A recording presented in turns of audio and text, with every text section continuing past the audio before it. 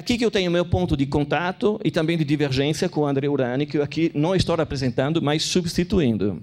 Porque ele também está convencido que hoje a dinâmica do empreendedorismo é ligada à construção de uma esfera intermediária, que ele chama de sociedade civil e de parceria entre público e privado. Eu acho que essa esfera não é intermediária, é uma outra coisa, eu chamaria, digamos, que esse desafio da construção de uma outra esfera está aberto numa alternativa e um conflito entre encontros e desencontros, entre, digamos, formas de governança insuficientes, formas de governanças intermediárias, formas de governanças espúrias e a constituição de formas que produzem esses bens como bens comuns.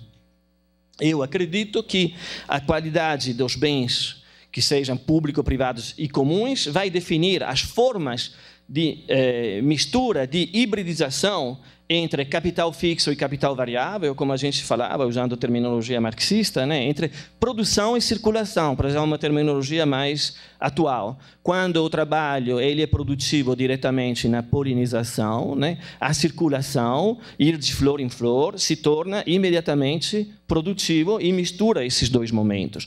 Do mesmo jeito que a relação entre emprego e empreendedorismo se mistura ao mesmo tempo. E, exatamente, é a multiplicação dessas instituições do comum, desses bens comuns, que permite de criar formas de governança que são, ao mesmo tempo, formas de produção e não, digamos, instituições que se sobrepõem às outras na multiplicação dos projetos.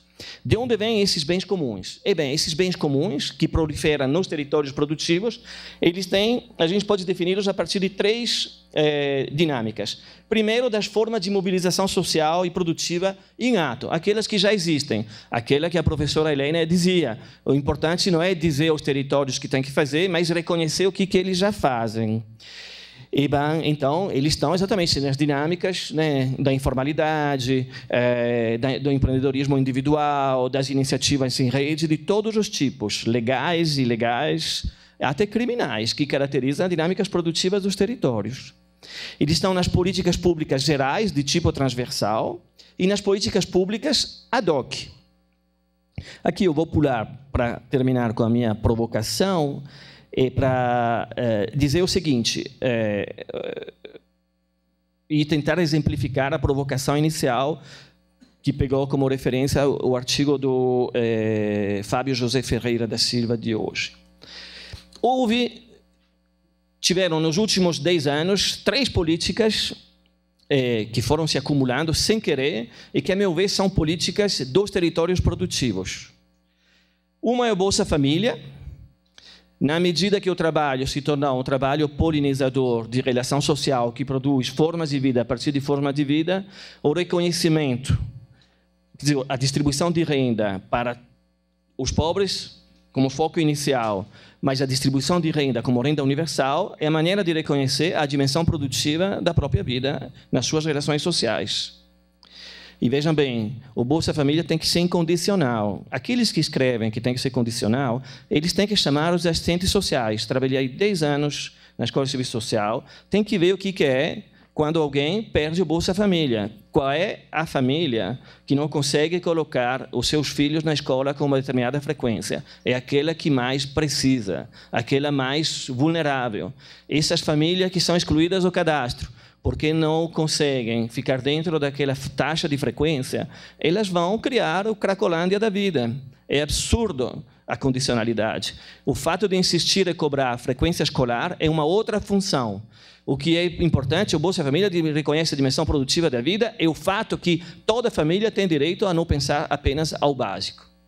A condicionalidade parece correta, ela dá um tiro no pé. Ela tira do cadastro as famílias que mais precisam. Trabalhe com os assistentes sociais para saber o que é. Mas o Bolsa Família, exatamente, é uma dessas políticas inovadoras. A segunda desconhecida, está sendo destruída, são os pontos de cultura. Os pontos de cultura é uma experiência extremamente inovadora, agora está se desenvolvendo no nível federal, está sendo destruída, mas no nível dos estados ela está se multiplicando. É exatamente uma política dos territórios produtivos. Por quê? Porque ela reconhece o que já tem nos territórios e dá os meios exatamente de uma política comum para que nesses territórios as iniciativas, as diferentes iniciativas continuem como singularidades que se relacionam às outras. E a dinâmica da produção cultural é uma dinâmica fundamental numa economia do conhecimento, numa economia que produz forma de vida a partir de forma de vida. E a terceira política, e aqui o ponto de vista do Rio de Janeiro, são as UPPs. E as UPPs são o reconhecimento de que o Yunus teve o Nobel não da economia, mas da paz. Então, as UPPs são o reconhecimento de que, sem uma dimensão constituinte que reconheça essa nova dimensão da cidadania como a base de um outro tipo de trabalho entre empregos e empreendedorismo, entre empregabilidade e iniciativa individual, entre cooperação e singularidade, sem essa base constituinte não funciona, ou funciona pelo avesso na forma das milícias, que são atividades econômicas. As milícias que as UPPs enfrentam, ou tentam enfrentar, ela tem uma dinâmica antes de militar, ela tem uma dinâmica econômica. E elas movimentam valores incríveis. Ao mesmo tempo, essas três políticas, que, a meu ver, são o exemplo da transversalidade, da dimensão constituinte e da singularidade, o ponto de cultura, os Bolsa Família e as UPPs, hoje enfrentam grandes problemas. Em primeiro lugar, a temática do Brasil, país rico, é país sem miséria, que vai ser um país maior, né? Um Brasil maior. Desculpe que eu sou gringo dizer isso, mas eu acho que o bom Brasil é um Brasil menor, dos minutos, como dizia Maquiavel, dos pobres. A potência está do lado dos pobres. As jazidas que as empresas procuram no Brasil é a taxa de crescimento ligada ao Bolsa Família, distribuição de renda, microcrédito, etc., etc. O bom Brasil é aquele que muda o conceito de desenvolvimento, o seu caminho de desenvolvimento. Se a gente vai na mesma direção que lá fora, usando os óculos de fora, a gente já sabe, em Londres, o que espera. Ou seja, os mesmos problemas, não mais por causa do subdesenvolvimento, mas das características do desenvolvimento. Londres e Paris são desenvolvidos, não são subdesenvolvidos.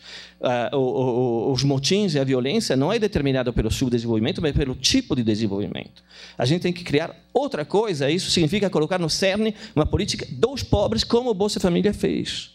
Segundo, os pontos que hoje estão sendo desconstruídos no nível do ponto de cultura têm que ser tomados como referência para uma política dos pontos, por exemplo, que federe todo o sistema S, por exemplo. Uma política de editais democráticos abertos para todas as iniciativas empresariais, transsetoriais, transversais, possa participar exatamente desses editais de maneira democrática. E as UPPs já passam, a gente sabe, por turbulências, né? Não precisa eu dizer, é o próprio secretário de Segurança Beltrame que assinalou meses atrás, e hoje, nesses dias, nós estamos vendo a maior UPP que tem um certo tamanho, aquela que ainda não aconteceu no Complexo do Alemão, aquela de Santa Teresa, já apresenta problemas graves, né? Ou seja, se reproduzem os mesmos fenômenos. Quer dizer, se a UPP não consegue ter elementos constituintes, quer dizer, ser uma milícia da paz, ela não vai conseguir a partir apenas de uma dinâmica estatal. Ela tem que ter uma dinâmica que vem efetivamente de baixo e se consolida por baixo. Por isso, o problema de reconhecer a potência dos pobres não é um problema retórico de princípio. É que sem a participação, o empoderamento, a capacidade constituinte produtiva dos pobres, as UPPs não vão vingar. Estou falando do Rio, mas é um problema geral. A meu ver, mesmo que ele tenha e possa ter outros nomes quando a gente sai do Rio de Janeiro. Então, eram essas provocações que eu queria fazer. Obrigado.